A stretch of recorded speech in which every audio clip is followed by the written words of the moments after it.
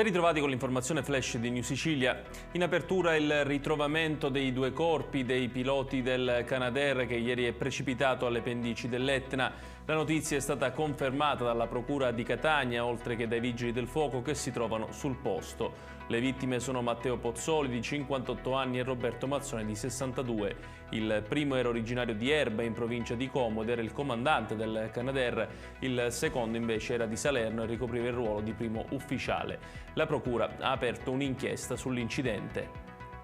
Adesso a Palermo, dove è stato aggredito in assessorato il dirigente regionale Mario La Rocca. Da quanto si apprende, un dipendente lo avrebbe colpito con 2 pugni al volto. La Rocca è stato medicato al pronto soccorso del Policlinico e una prognosi di 7 giorni per traumi facciali. Il dirigente generale del DASO e il Dipartimento Attività Sanitarie e Osservatorio Epidemiologico dell'assessorato alla salute ha presentato una denuncia per aggressione. Dell'aggressore si sa ancora poco, a quanto pare sarebbe uno degli autisti dell'assessorato.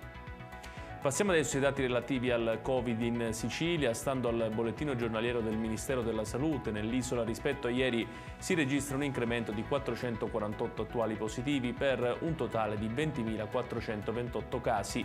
I nuovi contagi in totale sono 1.472, 3 i decessi, 1.021 i guariti.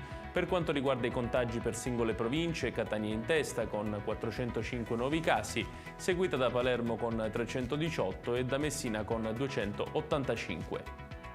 E chiudiamo con il meteo. Prosegue il bel tempo in Sicilia. Per domani si prevede ancora una giornata soleggiata. Il cielo sarà prevalentemente sereno, a eccezione di qualche nube sparsa nella zona centrale della regione.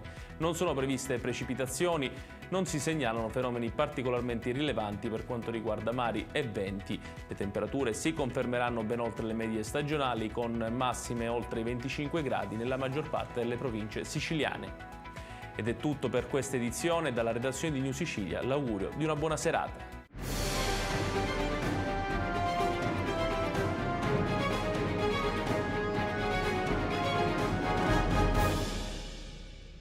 Procar, centro assistenza autorizzato BMW e Mini, adesso anche BMW Motorrad, via George Marshall 7, Mister Bianco, Catania.